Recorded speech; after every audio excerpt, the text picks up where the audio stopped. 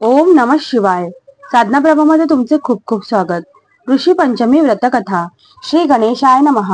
सुत ब्रह्मांड पुराण नैमिषारण्यात सांगू लागले. ते एके दिवशी शौनकादिकास म्हणाले, हे ऋषी हो, ब्रह्मदेवाने सीताक्ष राजाला अनेक व्रते सांगितली. ती ऐकून सीताश्व राजा ब्रह्मदेवाला म्हणाला, हे सर्व देवांच्या ईशा ब्रह्मदेवा, तुमच्याकडून मी पुष्कळ व्रते ऐकली. आता सर्व पापांचा नाश करणारे असे व्रत मला सांगा. यावर ब्रह्मदेव म्हणाले, राजा, सर्व व्रतात उत्तम आणि सर्व पापांचा नाश करणारे असे ऋषी पंचमी व्रत आहे. या व्रताच्या आचरणाने सर्व पापांचा समूळ नाश होतो. याविषयी तुला मी एक कथा सांगतो. विदर्भ देशात उत्तंक नावाचा ब्राह्मण राहत होता. सुशीला ही त्याची पत्नी मोठी पतिव्रता होती. त्यांना एक मुलगी व एक मुलगा अशी दोन मुले होती. मुलाचे नाव सुविभूषण होते. व्रतबंध झाल्यानंतर त्याने ऋग्वेदादी 4 वेदांचे व्याकरण, ज्योतिष इत्यादी वेदांगे यांचे उत्तम प्रकारे अध्ययन केले. मुलीचे लग्न करून उत्तंकाने कुलीन अशा ब्राह्मण मुलाशी यथाविधी करून दिले. पण तिच्या दुर्दैवाने तिला लवकरच वैधव्य प्राप्त झाले. उत्तंकाची ती कन्या माहेरी येऊन राहू लागली. उत्तंक ब्राह्मण आपल्या विधवा मुलीच्या दुःखाने अतिशय कष्टी बनला. आपल्या मुलाला घरात ठेवून तो ब्राह्मण श्रेष्ठ उत्तंक आपल्या पत्नी व विधवा मुली बरोबर घेऊन गंगातीरी अरण्यात गेला. तिथे आश्रम काढून शिष्यांना वेद शिकवू लागला.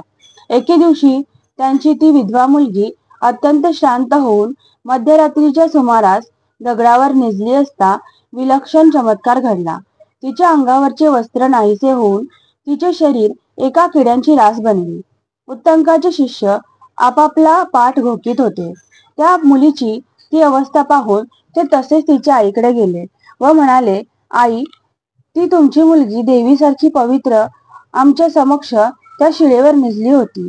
तिथे एकाएकी ती किड्यांची रास झाली असे सांप्रत दिसत आहे. शिष्यांनी येऊन सांगितलेले वर्तमान ऐकून जणू काय वज्रपात झाला असे वाटून भ्रमिष्ठासारखी होऊन ती माऊली तत्काळ आपली मुलगी ज्या ठिकाणी निजली होती तिथे गेली आणि आपल्या मुलीची ती तशी अवस्था पाहून अत्यंत दुःखित होऊन विलाप करू लागली. ऊर बडवून घेऊ लागली. तिला मूर्छा आली. काही वेळाने ती शुद्धीवर आली. तिने मुलीला उठवून तिला दोन्ही हात धरून उत्तंक ऋषीजवळ नेले आणि विचारले, महाराज, ही मुलगी मध्यरात्री निजलेल्या ठिकाणीच कोणत्या वाईट कर्माने किड्यांनी व्याप्त झाली हे मला सांगा. आपल्या पत्नीचा हा प्रश्न ऐकून उत्तंक ऋषी क्षण मात्र ध्यानपरायण झाले. त्याने ध्यानात आपल्या मुलीने पूर्वजन्मी काय केले होते ते सर्व ज्ञान दृष्टीने जाणून ते आपल्या पत्नीस म्हणाले, प्रिये, ही मुलगी पूर्वीच्या जन्मात ब्राह्मणाची स्त्री होती. एकदा ही रजस्वला झाली असून आपण रजस्वला आहोत असे कोणास न कळविता घरातल्या भोजनादी वस्तूंना हिने स्पर्श केला. ते जे हिने त्या जन्मात पाप केले त्यामुळे हिचे शरीर नित्य किड्यांनी व्याप्त होत असते. ही मुलगी रजस्वला संबंधी पापाने युक्त आहे म्हणून हिची काही अशी दशा होते.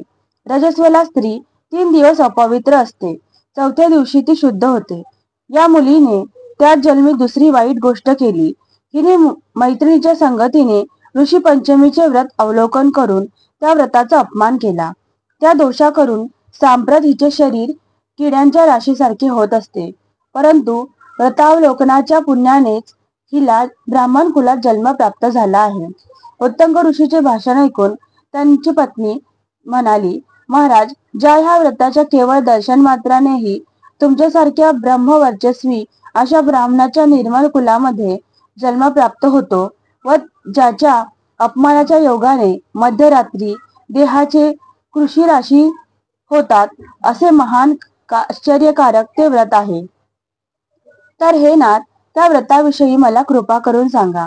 आपल्या स्त्रीचा हा प्रश्न ऐकून उत्तंक ऋषी म्हणाले, सुशीले, ऋषी पंचमी व्रत हे सर्व व्रतात उत्तम श्रेष्ठ असे व्रत आहे. या व्रताचे आचरण केल्याने मनुष्य रजसंपर्कजन्य दोषापासून तत्काल मुक्त होतो. या व्रताचे आचरण करणारी स्त्री आध्यात्मिक, आधिदैविक आणि आधिभौतिक अशा त्रिविध दुःखापासून मुक्त होऊन सौभाग्य ते पावते. त्या स्त्रीचे सर्व प्रकारचे कल्याण होते. सर्व संपत्ती प्राप्त होऊन तिला कोणत्याही प्रकारची आपत्ती राहत नाही. भाद्रपद महिन्यात शुक्ल पक्ष पंचमी दिनी नदी सरोवर तलावामध्ये यथाविधी स्नान करून व्रताचा नियम करून नंतर नित्यकर्म आटोपून मंडपामध्ये आसनावर ऋषींची स्थापना करून पूजा करावी. त्यांना भक्तिपूर्वक ऋषी पंचामृताने स्नान घालून चंदन सुगंधी मिश्र गंध ऋषीस अर्पण करावे. नाना प्रकारची सुगंधी पुष्पे वाहावीत. धूप दीप अर्पण करावेत. उत्तम वस्त्रे व यज्ञोपवीते अर्पण करावीत. नैवेद्य अर्पण करावा. मंत्र म्हणावा.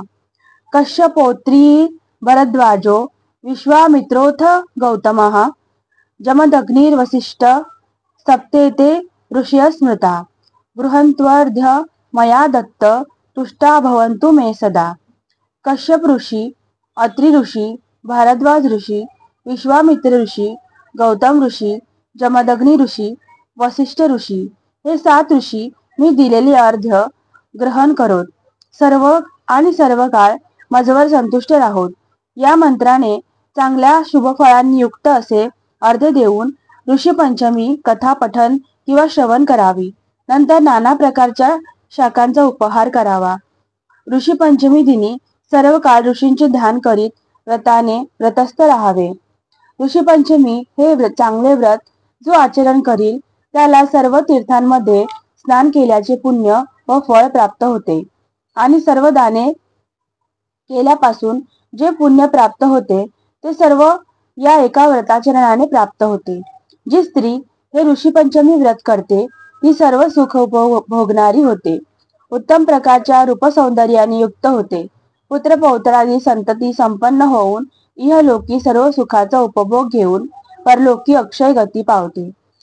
पुन्हा जन्म प्राप्त झाले तरी पूर्वजन्मीचे स्मरण राहून ती पुन्हा हे व्रत करून अंतिम मुक्त होते. ब्रह्मदेव म्हणतात, राजा सीताश्वा हे व्रत पूर्वी उत्तंक ऋषीने आपल्या स्त्रीस सांगितले ते मी तुला सांगितले. हे व्रत सर्व व्रतात श्रेष्ठ आहे. हे अवश्यमेव आचरावे म्हणजे सर्व पापांचा नाश होईल. इति श्री ऋषी पंचमी व्रतकथा ब्रह्मांड पुराणोक्त प्रथम अध्याय महाराष्ट्र भीषार्थ. श्री ऋषी पंचमी व्रतकथा संपूर्ण. श्री शिवार्पणमस्तु. परमहंस सद्गुरु स्वामी मकरंदनाथाय नमः.